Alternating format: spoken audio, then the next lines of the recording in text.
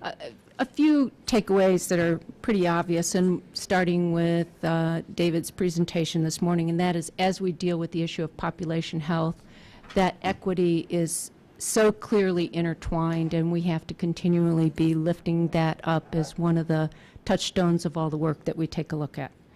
Another one is that the integrator role is critical, but we did not yet have anyone talk about what's the business case. How do you pay for that integrator role? So that's to be still researched. New research methods are needed for an ROI, or a social return on investment, and we're still very early in the stages in that, so more work to be done there. And then finally, the question of have we started to build a movement?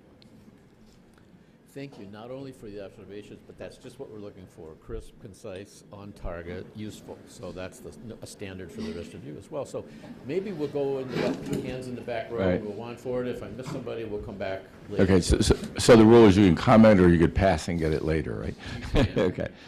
Two comments, and I guess it's building on that one too. I thought this last session where the scale question kept coming up is key, and figuring out a funding scheme is key. I mean, it's interesting, a foundation like mine, might be able to help a few communities, we can play a role, but not to scale, and so, and RWJ could do more than we could, but it's sort of, so we have to figure that out, and I think that's key. The second comment, and David and I actually talked about this in the hallway at a break, is there was a huge tilt during the day towards obesity as the health and all. It's interesting. David started us with segregation and racism and inequality.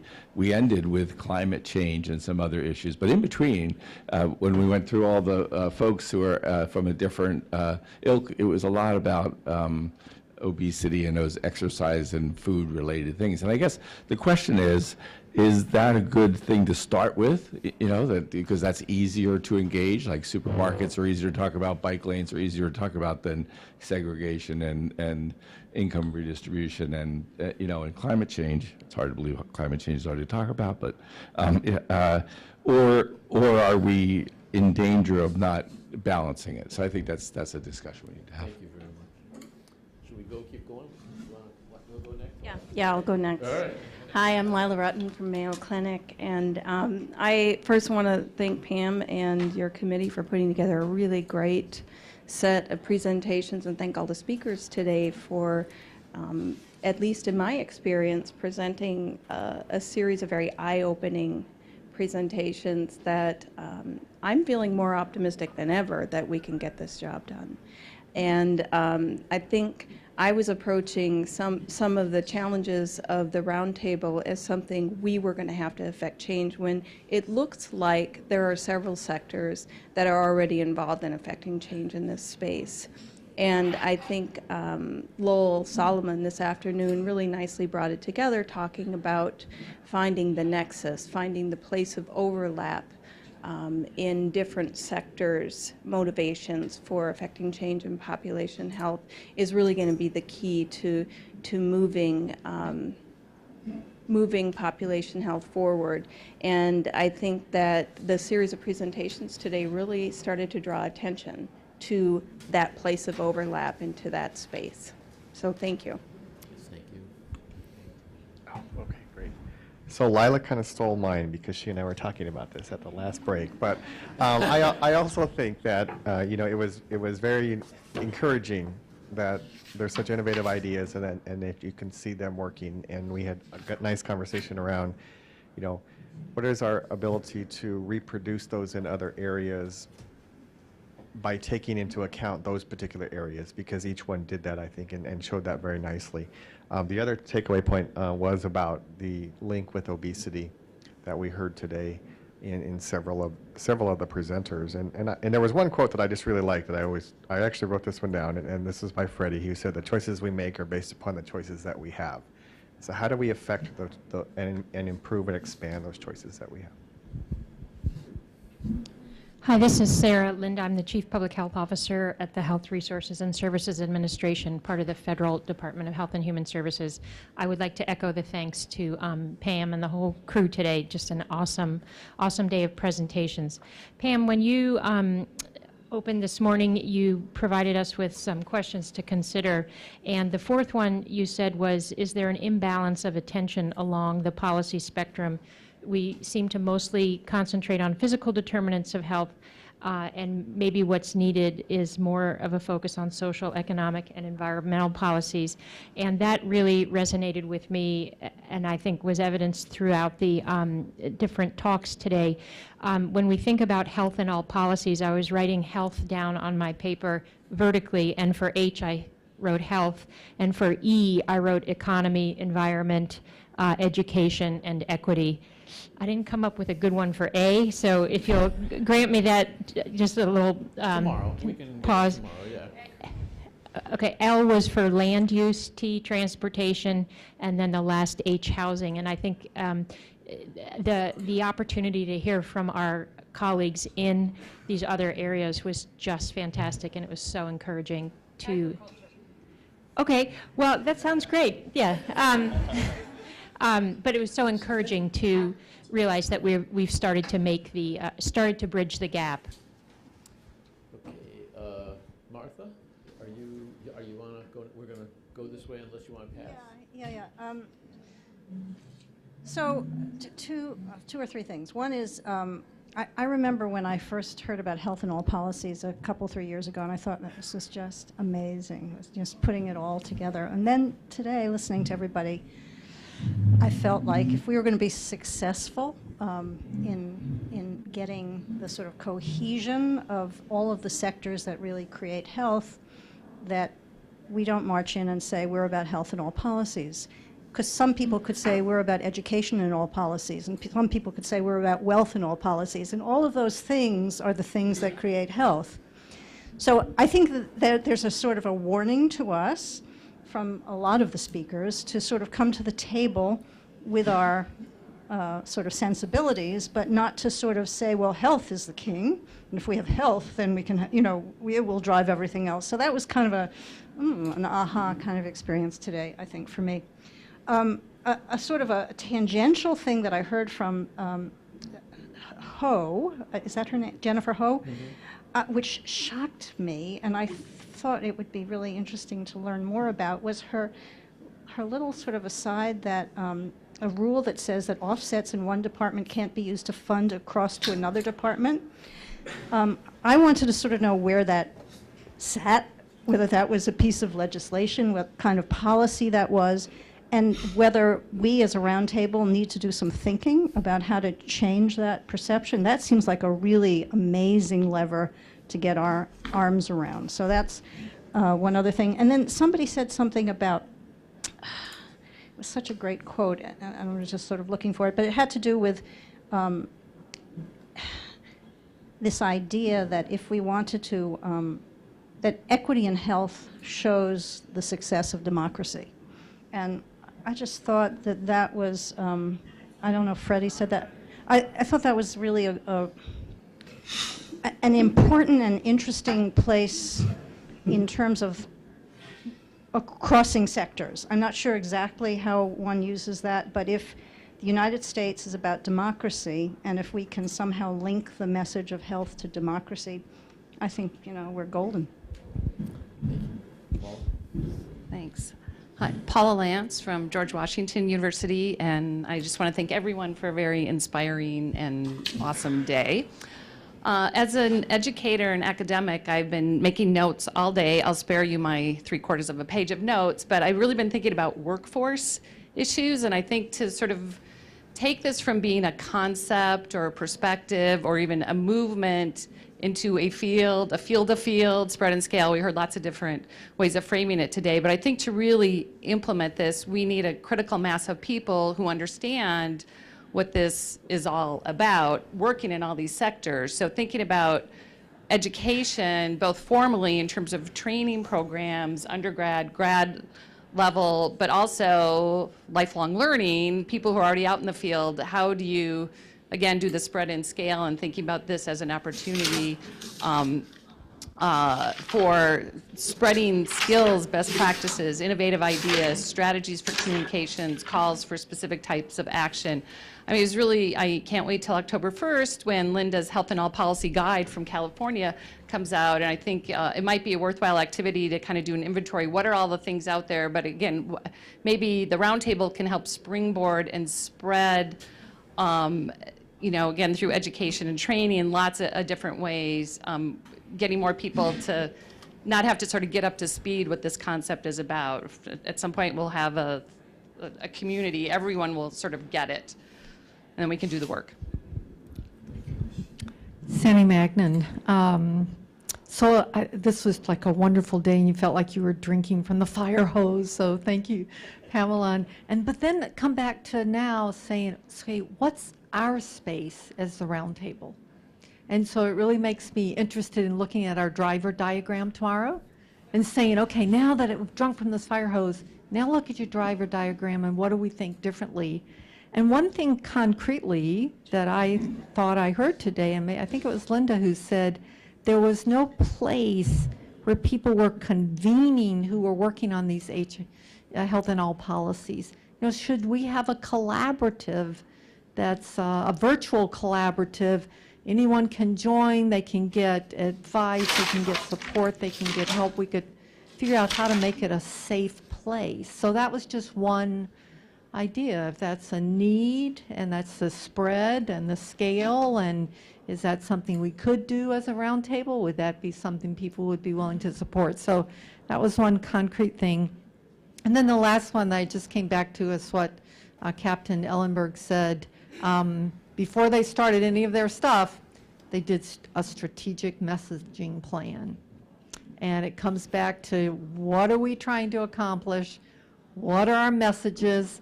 You know, how are you going to frame them so they resonate? And so anyway, that was... And you co-chair that message, right? the communication and Paula catalyzing. and others to- right. So, Phyllis, did you want to get back in since we passed you before? Sure. Yeah, because I wanted to be concise, David. Okay. So I had 5 quick points. One is And for the record, you are? Phyllis Meadows. I think the real aha for me was probably throughout the culmination of all the conversations is the strong community development notion of all of this work, and how sometimes our intent to improve communities can really hasten some of the inequities. And so that triggered for me this, saying of Peter Senge's, the absence of forethought is unethical. And the degree that we need to look at the work and the things that we're doing, even these great things, and being mindful about what the implications will be. Because we talked about all the wonderful good things they will be. But I don't think we've made the space to think about what some of the fallout might be, even with our best ideas. And so, I would hope we could talk about that. And then for the public health sector, and I'm the public health champion, health outcomes are our driver. I mean, we really believe that all of this work will lead to great things. But I'm not convinced yet, and I don't think my questions are answered around what are the drivers for these other sectors. Do we want them to ultimately see our stuff, or do we want them to see their stuff in a different way? And I'm not sure I know the answer is. Maybe it's both. And then something that David said, economic policy is health policy. And I'm just sort of echoing what Mark said. Maybe we need to look at some of this old stuff, at these policies, these economic policies, these funding policies, and see if there's an opportunity not only to change them, because I think a lot of energy goes into trying to change things and make people do different things, but creating new policies and really being really aggressive about saying, here's what we want it to be. And then the last part, I'm encouraged by this. I just thoroughly enjoyed this day, and I can't say that for most conferences. I usually tell people to shoot me now before I go. But this was really awesome, and not because I was on the planning committee, because I contributed very little. My colleagues did the work, and it was amazing. But I want us to think a little bit about the notion that this work is about changing structures, but at the heart of this is really changing values and how we see what communities should be. And that's a harder job, and I'm not sure we've touched that yet. Thank you. Andy, at least you're next in line. Hi, Andy Weber. I think most of mine have been said already, but I'll repeat. One for me was the convener role, the science and building out sort of the framework for that, including, as Mary said, the business case. Secondly, the whole need for other sectors to build more explicit health metrics for them. And I think actually the healthcare community can help with that and would like our help with that. I heard that particularly from the person who was with the education, Rochelle Davis said that explicitly. And then the other is, of course, the ROI and this craziness of, you know, the policies of one sector that impact the ROI for another sector cannot be counted as, you know, a real impact, I think, needs to be addressed. And then finally, I thought it was a fabulous day. I thought we needed a little more about private sector participation and engagement. A lot of the, it was interagency, it was public sector sort of engagement, but sort of bringing the public-private partnership collaboration into it. We need to work on some more. I recall that you co-chair that work group. Right, right. Right, thank There you. you go. I'm Mary Lou Geeky with United Way of Santa Cruz County, California. I especially drew hope and inspiration from the speakers from the state and city and county level and the work they had done across sectors in government particularly, but also reaching out to their faith communities and nonprofit sector and others. And I think, I do believe it is the work of this roundtable to dig deeper in what some people are calling scaling and taking it to more communities and multiplying these bright spots that we see. We know there are tools, we know there are examples of excellence, and yet we're not accelerating it as fast as we need to in our communities.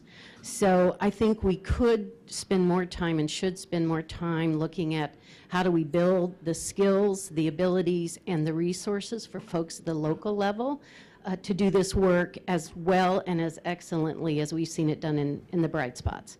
The other thing I want to say about building a movement, I think we should just call it movements with an S on the end, because I would say in the last 10 years, I have really seen a shift in expectations at the community level of what people want and demand for their quality of life. And I'm talking low-income communities, monolingual, non-English speaking communities, all kinds, young people, old people. People have different expectations in the last 10 years about the quality of their food, their water, their air, their safety, and they're not going to take it anymore. So I think we've got movements.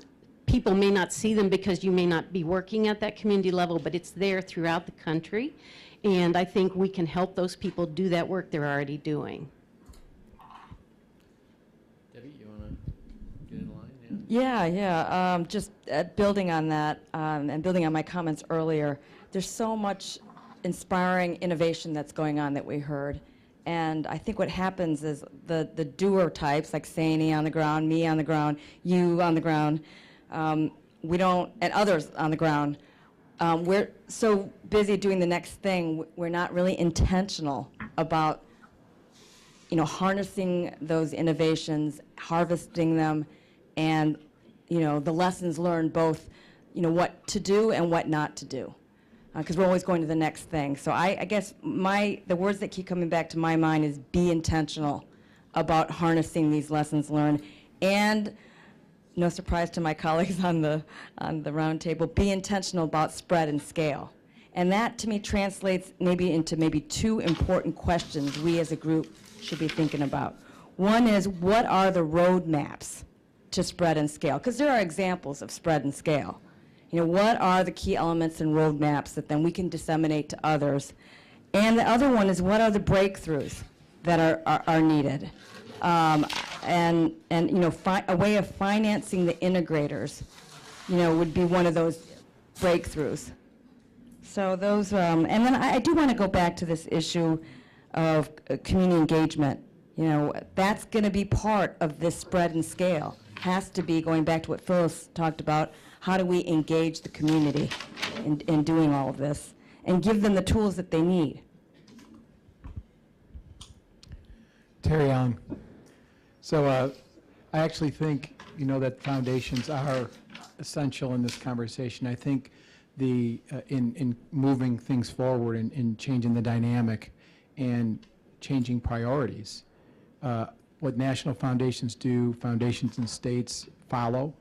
What and foundations in states get together, and I'm already seeing in Cleveland priorities change among foundations around HIA and other issues. So I think that there's a great importance in supporting, talking about that work and helping to drive the agenda, and so I think that's essential. I think encouraging that we saw David Williams provide a very elegant meta-analysis of the work this morning, and I think that we have to encourage, despite the lack of randomized controlled trials that Bob described, we need to encourage people to publish this work because it's important and it's hard and it's challenging, but there are great promising practices and success stories. I would echo Debbie's point about community engagement and also Asani's point about the faith-based community, which in Ohio is trying to drive the conversation around Medicaid expansion because that's the shoehorn in. So I think that's essential. When you talk about community engagement, what we hear is we don't hear conversations about diabetes and stroke and heart disease. We hear violence and substance abuse and mental health and unhealthy neighborhoods. That's how people describe their issues. And Freddie will tell you that folks come to him and say, nothing about me without me. That's a phrase he takes on the street, and it's important to understand who we're hoping to impact. We need to ask, as was described. I think the federal agencies this morning, this idea of opportunities to incentivize collaboration across federal agencies, I appreciated their candor, but there may be ways to talk about that through the National Prevention Strategy, ways to incorporate that deeper, even at the individual assessment level. I thought it was interesting how many medical doctors here today were working in different fields outside of medicine. And I think that, and by the way, I think that when we know that 10 to 12% of health outcomes are associated with what happens from a clinical standpoint, that this is an imperative that we continue this conversation. There are very passionate people that, despite many hurdles, continue to move ahead. It's an imperative to continue this conversation. And there may not be a movement yet, but I think that there's a ripple, certainly, in the words of RFK, that has started here, and we need to support that. Thanks. I'm Pamela Russo from the Robert Wood Johnson Foundation, and I think one of the things that kept resonating for me as you talked about the intersector collaboration is sort of a push me, pull you. So sometimes there's a policy going forward, a decision being made, and because you bring health into the story, it helps raise acceptability or desire to go ahead then with that thing. It adds some extra weight, some extra credibility, some extra importance to a policy which is not normally thought of as being in the health policy sphere, but because you brought those health implications there, that helps to move that. And I think Aaron could talk about that with the Department of Agriculture and the HIA that they did around SNAP, right? I mean, you can sometimes help speak for one of your partners by bringing that strength. And sometimes it's the other direction, right? That you're asking them to come in on something that you really want done, and you need their collaboration. And I think so it's partly that push me and pull you. I think the other thing that I'm really struggling with, and it was, and I think Martha spoke to this, and it's this notion of, do you just focus on health as the goal, or do you have to recognize that you need to, in order to get this nexus, you've really got to talk about some of the major drivers around health at the same time, such as equity or sustainability. Mary, you already. I already did it, but one thing hit me, Mary Pittman. No, she's gonna take another shot. All No, right. one more shot. Yeah. We heard, both in the readings and in the comments today, we heard about a lot of tools, and I think one thing that the roundtable could offer is to catalog and try to begin to capture those tools, many of which cut across different sectors. Kathy Bazzi from Dow Chemical. I think this, the start of the day really set the tone for many of the themes that came afterwards. And with David's talk, at first it was a bit daunting and overwhelming, the magnitude of the number of different elements that he shared that were challenging, and the depth of the embedded nature and the longevity of those challenges was really quite sobering. And that most of those things that he presented, he showed decades of entrenchment. And it really just continued to emphasize the importance of social policy, and that social policy is there whether we're intentional about it or not, that it's there. And it's like culture. It's just, you have to either decide you're going to engage in making a difference.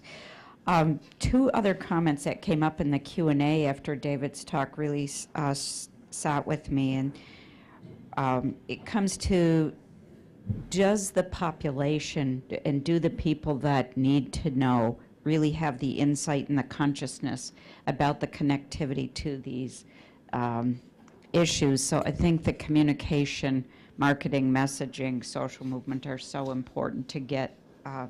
It's not about spread, just this community now has 5 other communities. It's spread amongst the decision makers and the influencers in terms of consciousness raising and insight around the issues. But then the other very difficult question to David of what's the evidence base around which of these many things that we could go address should we address, and it's not really there. But his message, which I still agree, is that doesn't mean you just sit around for the next decade waiting for more things to be determined. It was encouraging, the amount of work going on in the communities. Like Andy's comment, I felt there was a lack of talking about the business role in the whole arena of all of this work and their engagement. I completely underscore the idea of convening and convergent strategies, even in the face of divergent missions and goals, and that's the reality of the world that we live in, and it's the space that we have to navigate to make progress. And that we can use, as Martha said, the language that we use does not mean our priority of health has to be the preeminent of all priorities, and that everybody else has to jump on that bandwagon. It means that we find ways to find that common ground and work together for progress. So, and likewise, the last point I will reiterate is the importance and imperative of the convener, integrator, and finding ways to support and fund that, because that's a gap. And people do that, but it's not without sort of monumental effort in the current environment. Almost to the end, and everything has been said. So let me just make 2 points that I think repeat, but maybe amplify what's been said before. The first one is that there's a tremendous amount of creativity in what's being done by communities and states, and I was actually, as everyone else has spoken, really encouraged by that. But there's a concern that I had, and that is that I'm not sure, listening to what we heard today, that we really have a unified, harmonized strategy for figuring out how to compare what's being done and how to develop a learning system that's going to help us attack this problem. So at the end of the day, resources are limited. We can't do everything, and we have to make choices between things that are different. And so we have to identify, as Deborah mentioned, we have to identify the things that work best. And that maybe one of the things that we could contribute as a group is to think about, well, how might we do this? How might we develop perhaps standardized research methodologies or measurement strategies that are going to guide us toward picking out components of programs that really are working from those that are not working quite as well. And that is one of the boxes on our driver diagram to be filled in. So I actually want my colleague George to have the last word. So let me just make a couple of my observations quickly. I just have to say the thing that jumped off the slide was when Aaron showed the slide about typhus, that great slide. And my instant thought was, but they didn't have medical care. Now that was both a problem because medical care could have helped, but it also was a benefit because it didn't dominate the world the way we're confronting it these days. So that was just that little thing, so whatever. I will repeat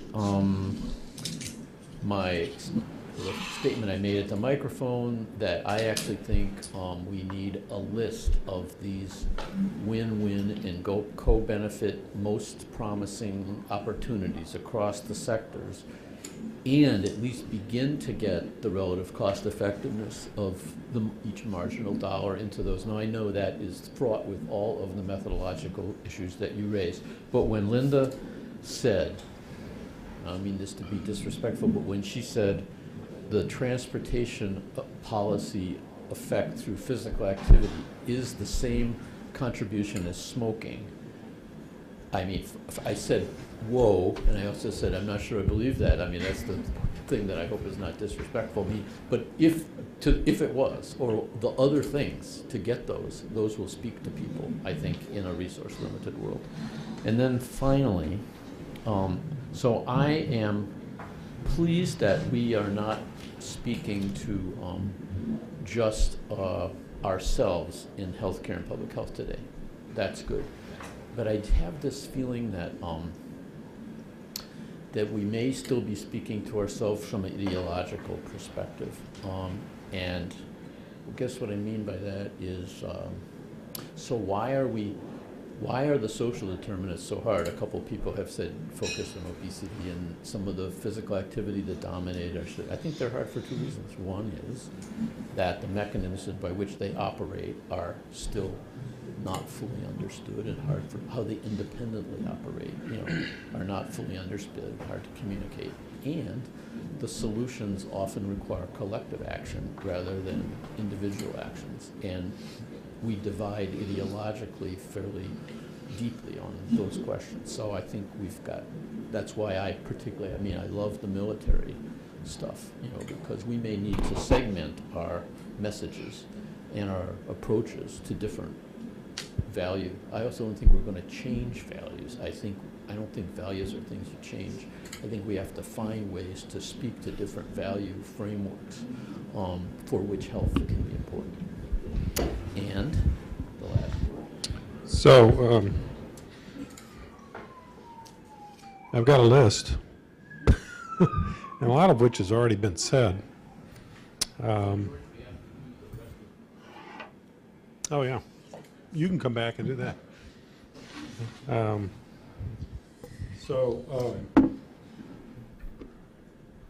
One, I thought we saw, particularly from the expanded examples of measurement, as we've thought about measurement, I think we've seen some challenges to what would constitute metrics, at least in my own thinking. When I think about the number of conversations I've been in that start with mortality and quality of life, I think we've seen a whole very rich suggestion of measures in these other sectors that ought to perhaps be considered as, from our perspective, as health measures. I don't know if that's too self-centered or not, but certainly I've had my concepts of what we ought to be thinking about as measurement expanded by this conversation. And I don't know what that means yet, but it certainly has expanded my thinking about that. Williams this morning, unbelievable. I just was struck by the power of an in-depth example, compellingly presented, and I was moved by that. I mean, I wasn't just sitting here and listening. I was moved by it emotionally in terms of the recitation of all the facts and the history and the impact. I think this topic now has a lot more life for me than it did in just thinking about it in the abstract because of that example, because it's been worked through and so forth. It had tremendous value for me in thinking about the general topic of health and all policies and promoting health, but also an appreciation, obviously, for disparities and the topic he was talking about more specifically. I also echoed the military example. I asked the question earlier about their relationship to the communities and basing, and I just really wonder about the opportunity for that. And then Kaiser, what a terrific presentation. First couple of slides, you showed some slides with the little scales on them, little dials on them. I was wondering if we were seeing the full set of how you're looking at a community, and whether the captain, Captain Ellenberg here, couldn't use your scale with respect to having our base commanders look at the communities in which they live. And quite frankly, beginning to collect from outstanding leaders and thinkers like you folks in looking at that, but also from elsewhere, what the set is of looking at communities, and then trying to make the linkage back to what interventions or actions might be taken across sectors. So thank you for that. Really appreciate that. And then Cleveland and Chicago. I just love those two presentations. I can't, just really nice examples of work in cities, work that, again, was just sort of like, wow, I didn't know all that stuff was going on. I want to really kind of reflect on that. So, this question of is it health in all policies, or education in all policies, or however you phrase that, began to get me to thinking about, is there a model that sort of explains, or could be developed, that explains the relationships between the various outcomes. And then I began to wonder about whether what the direction and the magnitude of the impact is across sectors. Maybe there's a reason, I look at my partner, David, who knows a lot of this stuff, and I don't know half of what he knows, or even a fraction.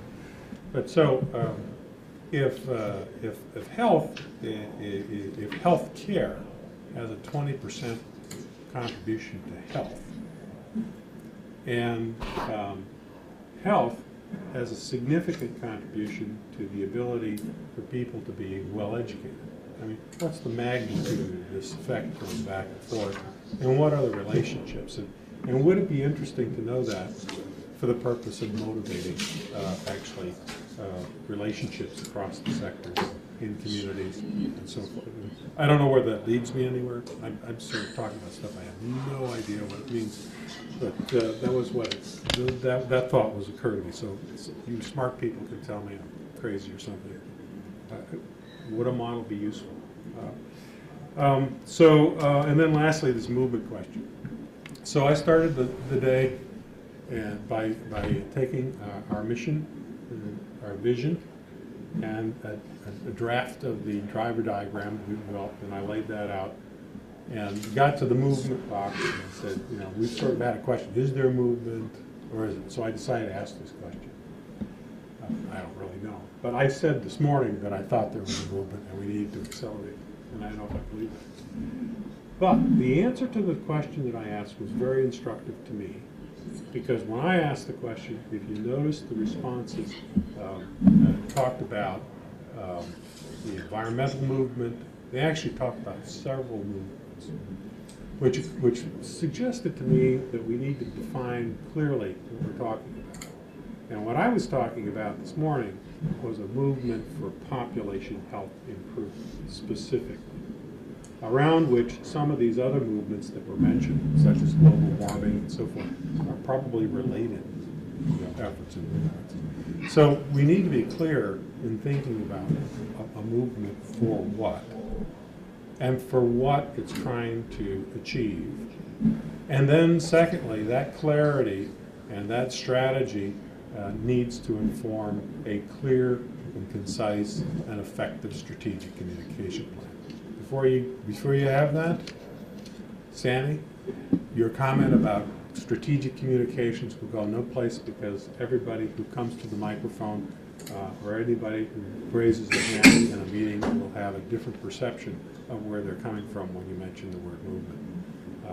And so it still remains a question. I'm not so sure what the answer is, but I'll leave you with the question. And so that's my, so we'll take questions from the public. Anybody who wants to come to the microphone now and answer, make an observation, is welcome to do so at this point in time. Any of the presenters, anybody who's sitting in the audience, this would be your opportunity. And there's somebody who's taking the bait.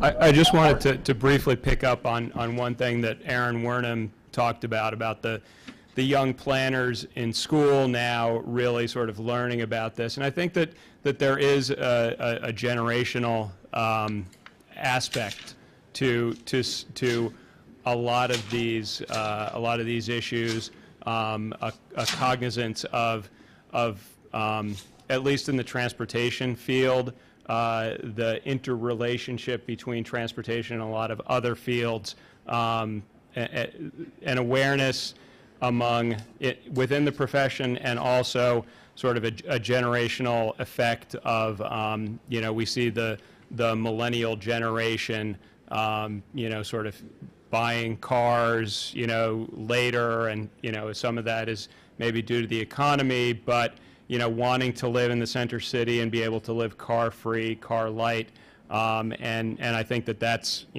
that's a sign from my perspective in the transportation field, of, that it can be hopeful, and I'll treat that as a movement,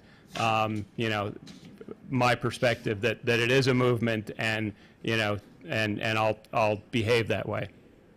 Thank you. I don't see, well, okay, one more. Since all of the important observations have been made, I wanted to make one more very specific comment, attempting again to answer Bob Kaplan's difficult question about data.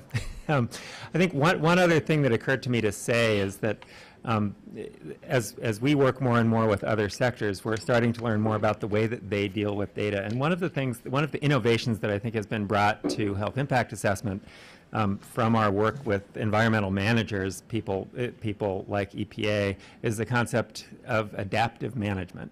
So adaptive management is actually, I realized when I first heard about it, it's what I do as a doctor with randomized controlled trials. I'm not seeing a randomized controlled trial group when a patient walks in. I'm seeing an individual patient who's on a bunch of different medications and is not exactly fit with any particular trial. And then I have to make a decision about how to manage a usually challenging medical problem, like, uncontrolled high blood pressure, and he's already on 3 medications, and he's drinking intermittently, and he's on a bunch of other medications with interactions, and what am I going to do? So often what I do is I make a decision about adjusting medications and say, come back in 6 weeks, and we'll see how you're doing.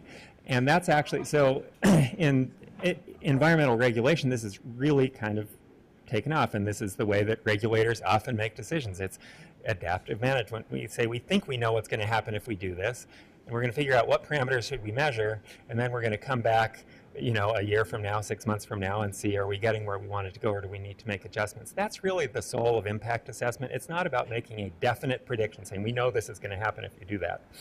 It's about saying we think this might happen, and here's some ways you could manage it. That works well for some things. Doesn't work well if you're going to punch a new highway through a neighborhood because you can't really take that decision back that well. But for a lot of decisions, there's an opportunity to sort of adapt as we go along and learn. We're actually seeing HIAs leading to specific monitoring plans that are actually sometimes implemented by and funded by other agencies, and I think collecting good evidence for public health through natural experiments.